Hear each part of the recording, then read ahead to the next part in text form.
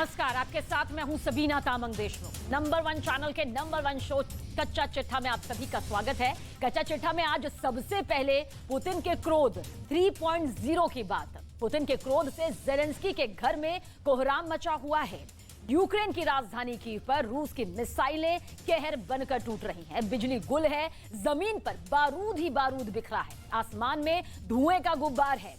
क्या नवंबर के आखिरी हफ्ते में पुतिन पूरा यूक्रेन दहलाने वाले हैं? ये स्पेशल रिपोर्ट देखिए, आपको एहसास होगा कि ज़ेलेंस्की को क्यों ऐसा लग रहा है कि व्लादिमीर पुतिन उनके शहर को जहन्नुम बनाकर छोड़ेंगे।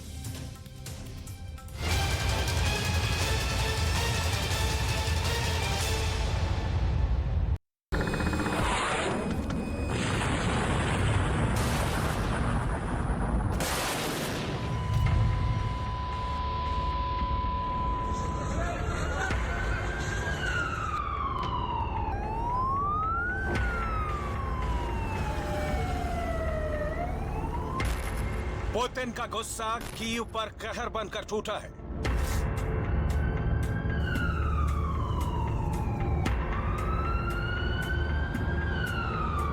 ये खेरसौन खाली करने की खीज का आफ्टर इफेक्ट माना जा रहा है।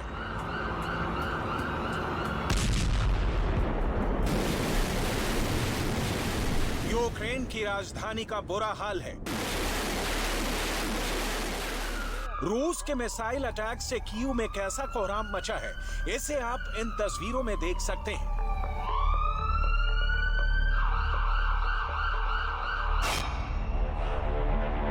पुतिन का क्रोध 3.0 वीडियो नंबर 1। मिसाइल अटैक में कीव में अफरा तफरी मची हुई है।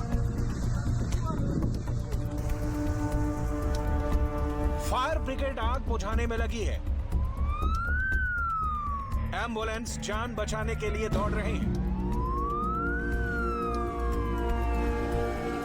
फायर ब्रिगेड की दो गाड़ियां मौके पर डटी हुई हैं। रूस की मिसाइल ने कीव में जो बारूद की आग लगाई है उसे बुझाया जा रहा है।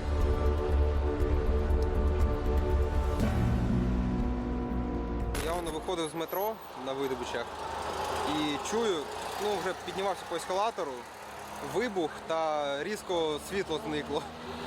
Виходжу з метро, тут стовп диму звідси. Прийшов сюди, вже поліція була на місці і не пропускали сюди людей.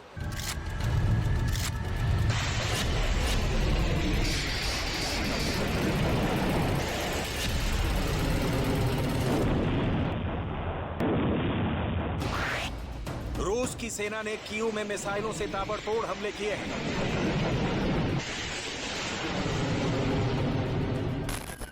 ये मिसाइल हमले कीव के एक पावर प्लांट पर किए गए हैं।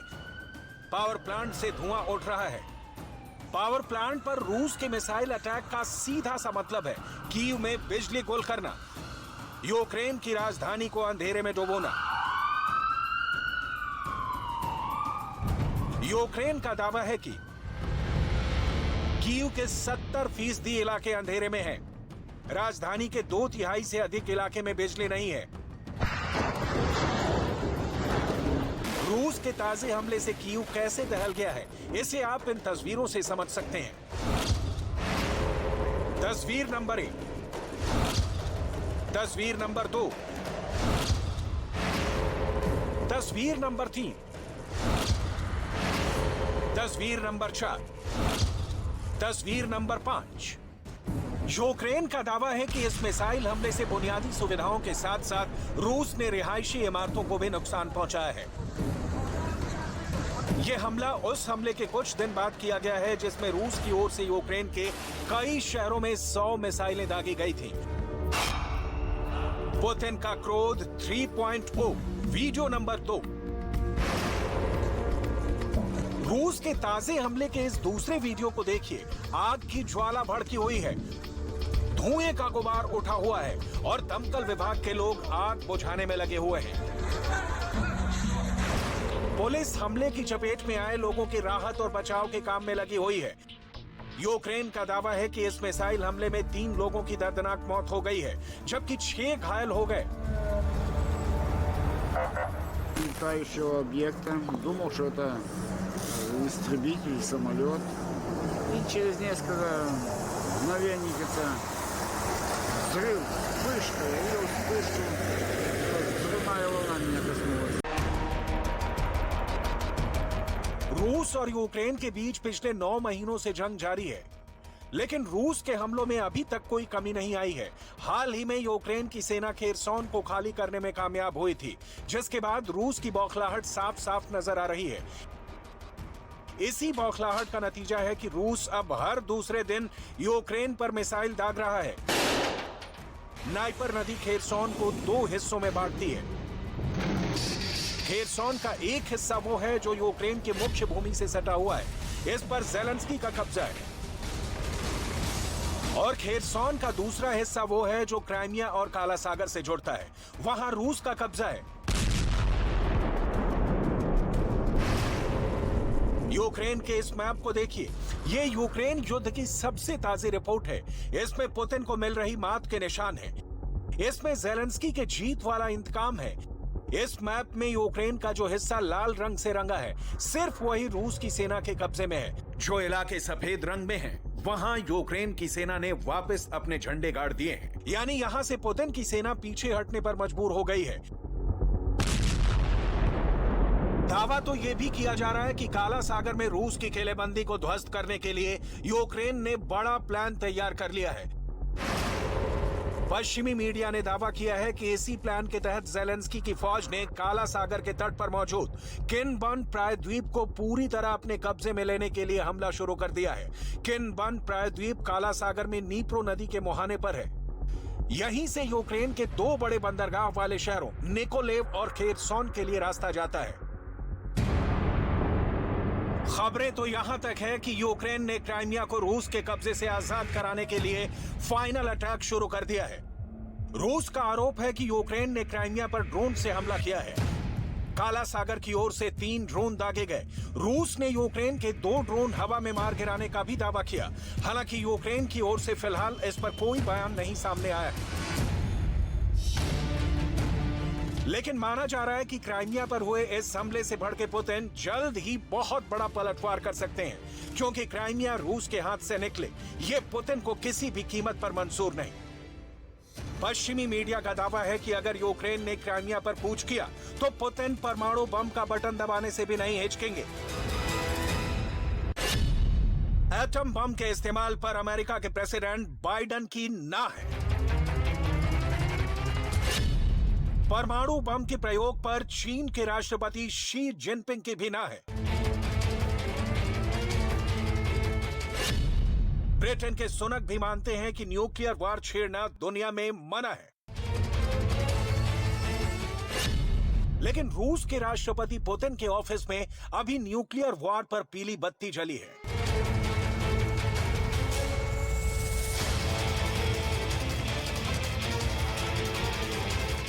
पीली बत्ती का मतलब आप जानते ही हैं, पीली बत्ती यानी इंतजार का वक्त।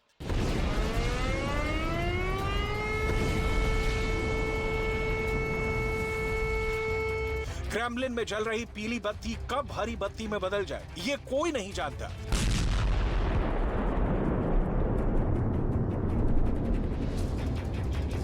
ग्रीन लाइट जलते ही रूस का परमाणु बम यूक्रेन पर फूट सकता है।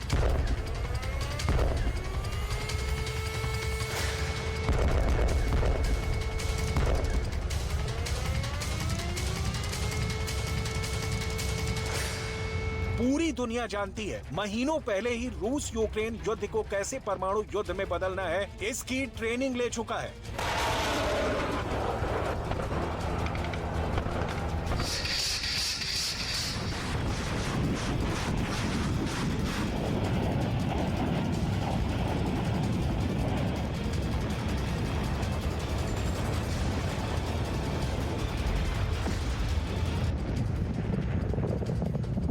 परमाणु युद्ध की नौबत आई तो कैसे न्यूक्लियर बॉम्बर से रूस यूक्रेन पर परमाणु बम गिराएगा, ये पूरी दुनिया देख चुकी है। रूस यूक्रेन को कैसे अपने न्यूक्लियर मिसाइल का निशाना बनाएगा, इसका ट्रेलर भी दुनिया को दिखा चुका है।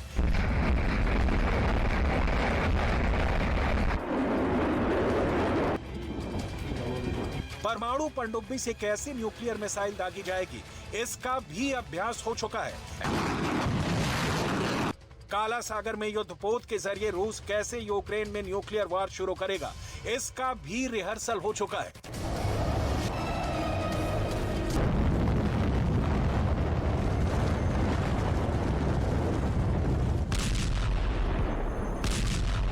परमाणु युद्ध के प्रेशर मीटर की सुई खतरे का अलार्म बजा रही है।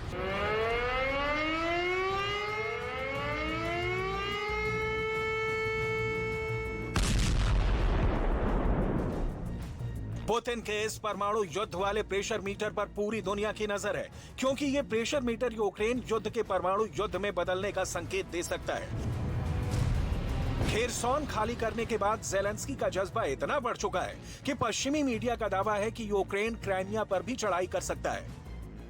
लेकिन खेरसॉन में कामयाबी के बाद अगर ज़ेलेंस्की ने क्राइमिया की ओर देखा तो परमाणु युद्ध तय माना जा रहा है।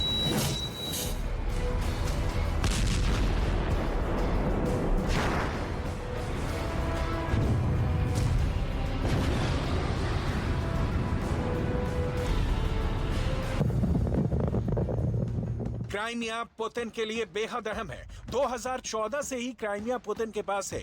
क्राइमिया में रूस ने कई एयर बेस और नेवल बेस बना रखे हैं। उसी के रास्ते से उनकी सेना को हथियार और दूसरी जरूरी चीजें पहुंचाई जाती हैं। और अगर इतने अहम क्राइमिया से हाथ धोने की नौबत आ जाए तो फिर एटम बम ही आखिरी विकल्प बच जाता है।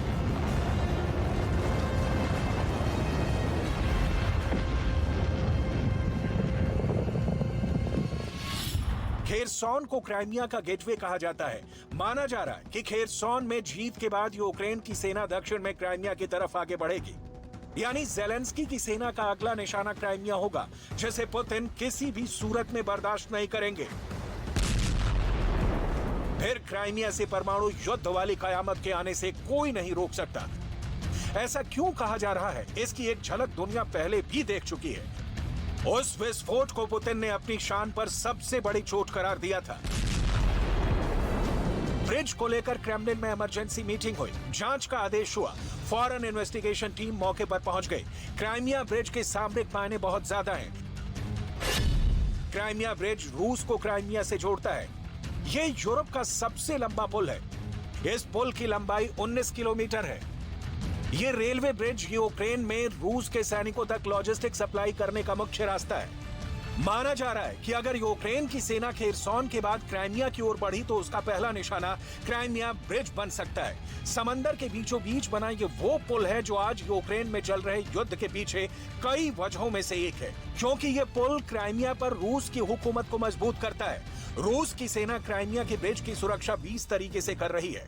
इसमें सैटेलाइट, लड़ाकू विमान, ड्रोन, युद्धपोत, टैंक,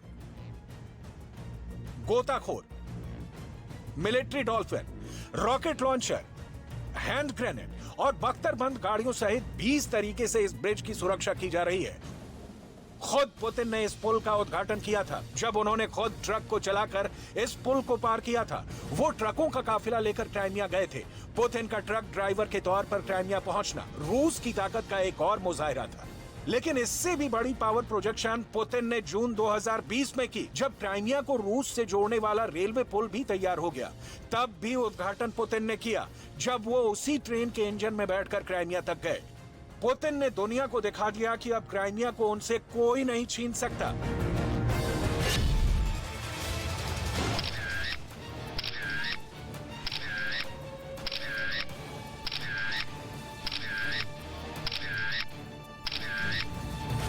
क्राइमिया के कर्च ब्रिज पर हुए हमले के बाद यूक्रेन को भारी कीमत चुकानी पड़ी थी। कीव समेत 7 शहरों पर पुतिन के गुस्से की आग बरसी थी।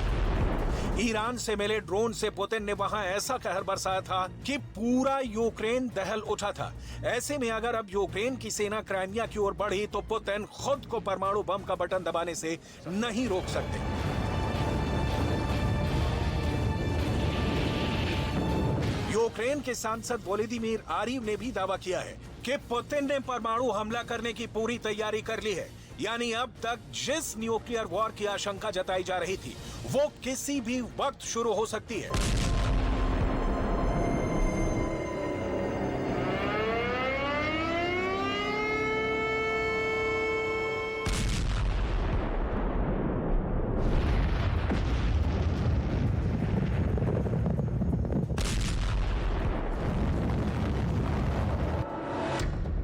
वोलोदिमीर आरिव के दावे के मुताबिक पुतिन का एक हाथ न्यूक्लियर मिसाइल को लॉन्च करने वाले बटन पर रखा हुआ है, जिसका मतलब यह हुआ कि अगर पुतिन का सब्र जवाब दे गया तो यूक्रेन का नामो निशान मिट जाएगा।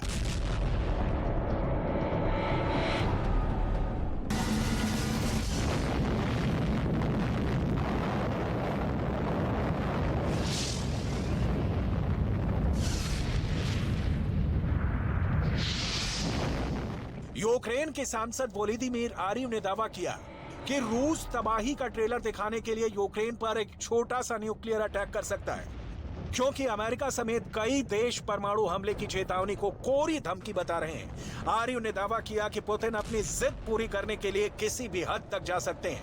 वो यूक्रेन में तबाही मचाने के लिए छोटा परमाणु हमला करने से जरा भी नहीं कतराएंगे, जिसे रूस की सेना अपने टैक्टिकल न्यूक्लियर बम से अंजाम दे सकती है।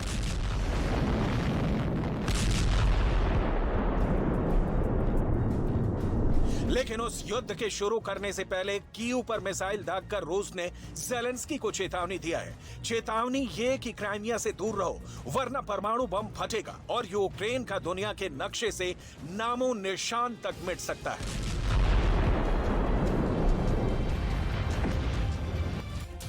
यूक्रेन की राजधानी कीव पर व्लादिमीर का गुस्सा ऐसे ही नहीं उतरा। ज़ेलेंस्की बार बार दुनिया को बता रहे हैं कि पुतिन का बारूद खत्म हो गया है। ऐसे में पुतिन ने उनकी राजधानी पर कयामत बरसा दी। लेकिन पुतिन को ये ताकत मिली कहां से? आपको पुतिन के बहुत ही खुफिया तहखाने में ले चलते हैं।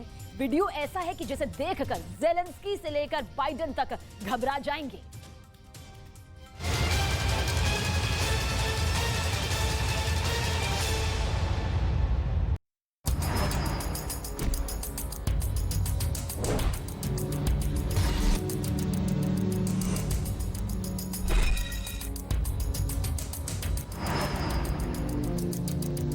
पुतिन का तहखाना,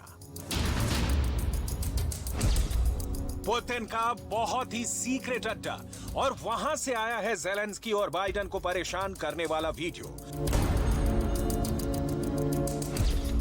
ये है कैब 500। ये रूस का लेजर गाइडेड बम है।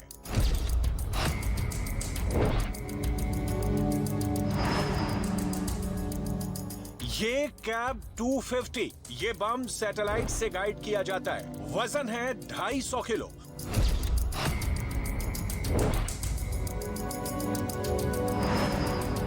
और ये बम देखिए, ये कैब 500 का टीवी कमांड गाइडेंस वाला बम है। टीवी गाइडेड बम, जिसे लाइव कैमरे से मिलने वाले वीडियो के जरिए गाइड किया जाता है। पुतिन ने अपने हथियार फैक्ट्री की नुमाइश शुरू कर दी है।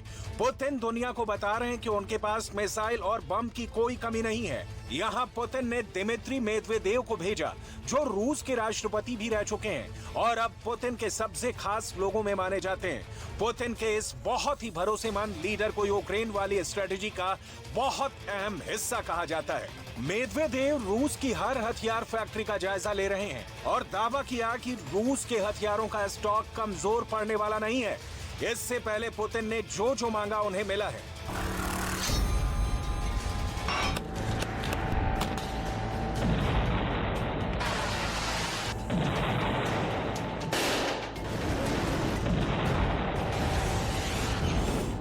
इससे पहले पुतिन ने जो जो मांगा उन्हें मिला है। पुतिन ने जब टैंक मांगा, रूस की सेना को टैंक मिला। पुतिन ने ड्रोन मांगा, रूस की सेना को ड्रोन मिला। पुतिन ने मिसाइल मांगी, रूस की सेना को मिसाइल मिली। पुतिन ने मांगे 3 लाख सैनिक, रूस में फौरन नई भर्ती शुरू हो गई। पुतिन ने जो मांगा है, पुतिन को वो मिला है और अब पुतिन की हथियार वाली फैक्ट्री 24/7 काम कर रही है। पुतिन की हथियार फैक्ट्री देखिए, इसमें टैंक भी बन रहा है, इसमें मिसाइल भी तैयार हो रही है, इसमें ड्रोन भी बन रहे हैं और इसमें बम और गोला बारूद भी तैयार हो रहा है। इस फैक्ट्री में एक बड़े मिशन मोड में काम चल रहा है। पुतिन यहाँ जरा भी देरी नहीं चाहते। पुतिन यहाँ हफ्तों के 7 दिन और दिन के 24 घंटे काम करवा रहे हैं।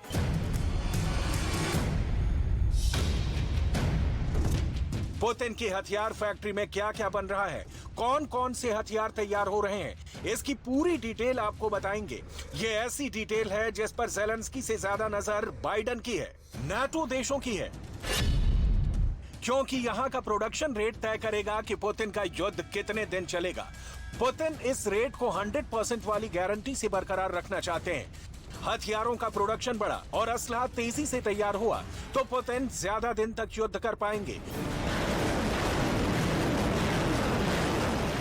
हथियारों का प्रोडक्शन थमा और गोला बारूद कम तैयार हुआ तो पुतिन का युद्ध और उनका नाटो के खिलाफ एजेंडा औंधे मुंह गिर जाएगा। पुतिन को अपने हथियारों की फैक्ट्री की पल पल की अपडेट चाहिए। पुतिन की नजर फैक्ट्री के उत्पादन पर है। पुतिन की नजर हथियारों की लॉन्चिंग और उससे थर्राते यूक्रेन के शहरों पर भी है। पुतिन नहीं चाहेंगे कि उनका प्रोडक्शन रेट गिरे। वो नहीं चाहेंगे कि हथियारों की फैक्ट्री खामोश पड़े। पुतिन नहीं चाहेंगे कि यूक्रेन पर उनके हमलों की रफ्तार थमे। पुतिन इस वक्त बहुत गुस्से में है।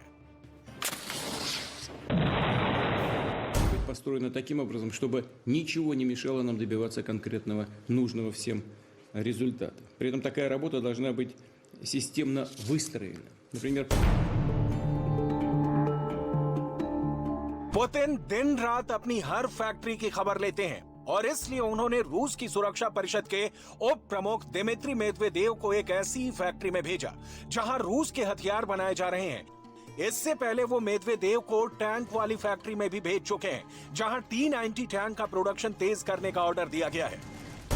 Европейские страны демонстративно игнорируют элементы ядерного шантажа со стороны украинской власти, например, провокации в отношении Запорожской атомной станции. Зная о попытках Киева создать грязную ядерную бомбу, а также готовности разместить на своей территории ядерное оружие стран НАТО, недавно президент Украины призвал страны Запада нанести превентивные ядерные удары по России.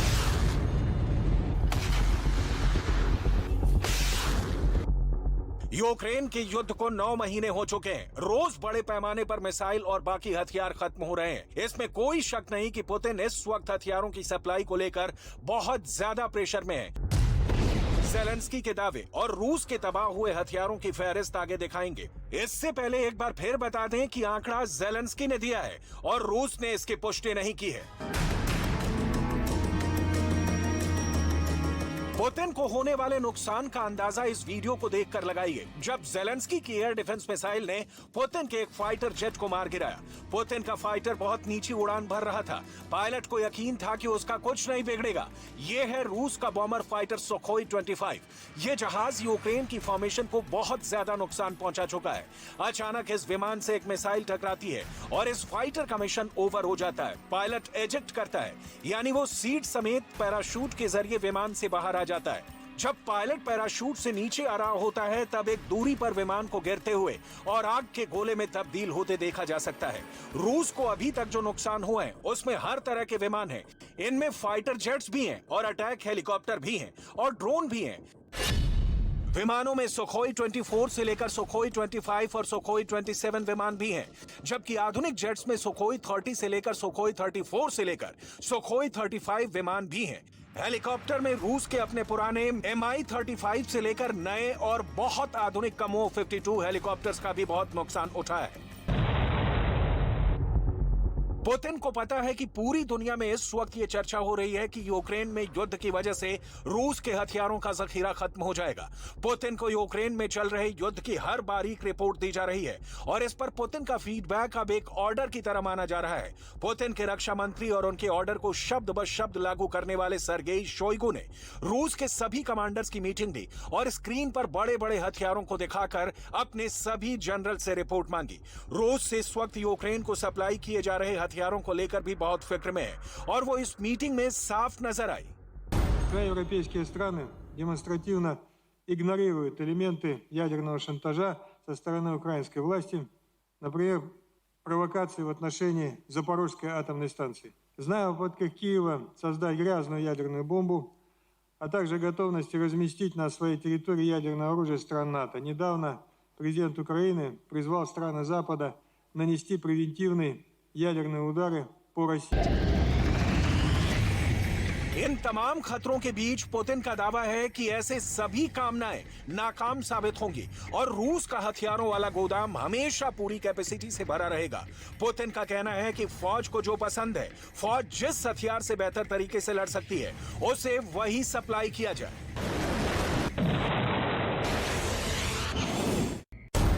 Для примера, по каждому элементу экипировки должно быть учтено мнение тех, кто непосредственно использует эту экипировку. Тех, кто понимает, как она на самом деле выполняет ту функцию, ради которой она создавалась. Имею в виду и снаряжение, и медицинскую аптечку, и любые другие предметы. यूक्रेन युद्ध में ज़ेलेंस्की नए नए हथियार दिखा रहे हैं और पुतिन उन आधुनिक वेपन सिस्टम को बहुत ही तैयारी के साथ खत्म भी करते जा रहे हैं। इसमें कोई दो राय नहीं कि ज़ेलेंस्की के लॉन्ग रेंज वाले हथियारों ने रूस को बहुत ज्यादा नुकसान पहुंचाया है।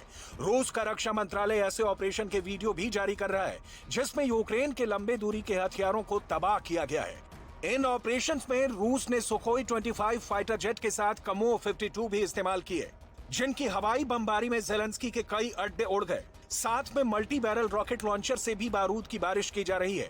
इन हथियारों से ऐसे अड्डों को टारगेट किया जा रहा है जहां पर ज़ेलेंस्की के लॉन्ग रेंज वाले वेपन सिस्टम रखे गए हैं। पुतिन के सामने चैलेंज ये भी है कि वो अपने हथियारों की क्वालिटी से समझौता ना करें। Касается и самого вооружения, которое должно постоянно, непрерывно совершенствоваться и оставаться эффективным. Для этого, повторю, важно обеспечить активную конкуренцию производителей и разработчиков. पुतिन के सामने चैलेंज छोटे हथियार तो हैं ही। रूस को तो नेटो से भी मुकाबला करना है और इसके लिए उसकी तैयारी अव्वल दर्जे की होनी चाहिए। यही वजह है कि पुतिन को अब नई और आधुनिक मिलिट्री सैटेलाइट भी लॉन्च करनी पड़ रही है। ये रूस का सोयूज रॉकेट है जिससे वो मिलिट्री सैटेलाइट लॉन्च की गई जो उसे यूक्रेन युद्ध में कई गुना फायदा पहुंचाएगी। इसका पुतिन को पूरा यकीन है। हालांकि मौजूदा चुनौती लगातार ड्रोन सप्लाई की भी है और ज़ेलेंस्की भी समझ गए हैं कि रूस के पास अपने ड्रोन कम पड़ गए, तभी उन्होंने ईरान का रुख किया। Ще гірші показники у Росії по дронах, зокрема, і по тих, які поставили їм спільники з Ірану.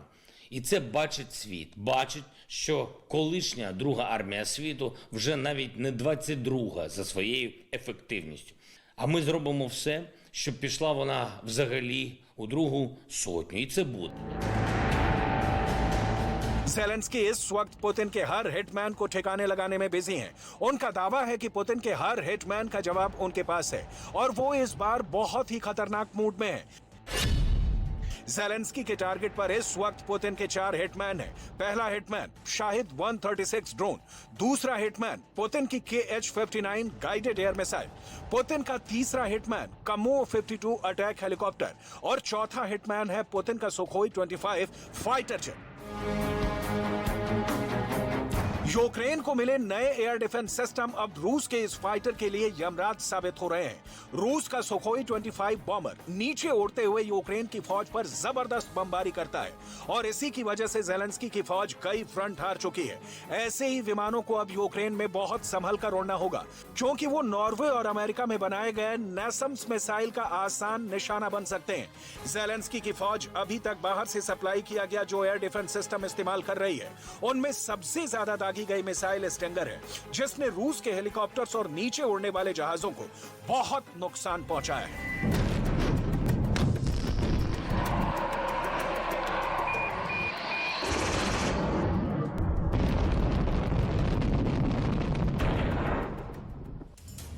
महायुद्ध छिड़ने के बाद प्रेसिडेंट पुतिन की हेल्थ रिपोर्ट ठीक नहीं आ रही है। क्यूबा के प्रेसिडेंट से मुलाकात के दौरान पुतिन का जो वीडियो सामने आया है उस पर कई तरह के सवाल खड़े हो रहे हैं। हमने पुतिन की बॉडी लैंग्वेज वाला वीडियो चेक किया है, उसका जो रिजल्ट सामने आया वो बहुत ही चौंकाने वाला है।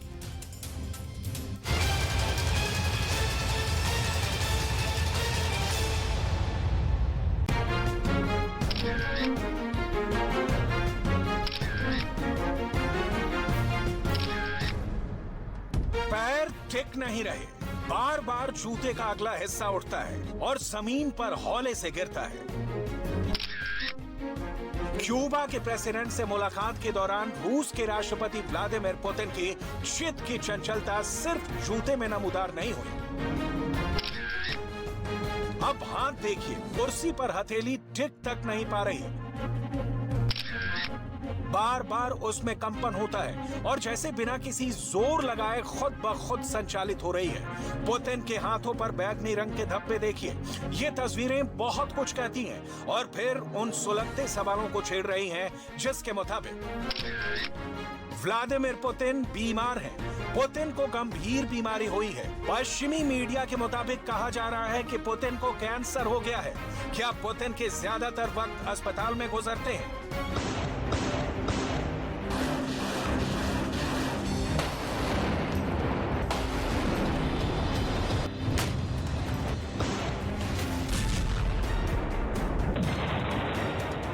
इन सवालों का जवाब 9 महीने से जारी यूक्रेन युद्ध में तेज हमलों में आप देख सकते हैं।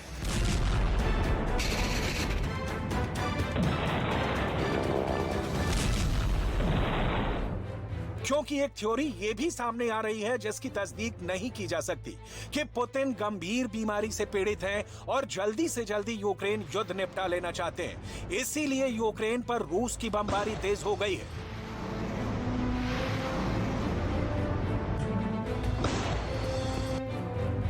क्यूबा के राष्ट्रपति के साथ पुतिन की मुलाकात की तस्वीरें पुतिन की सेहत पर संशय के बादल को और गहरा रही हैं।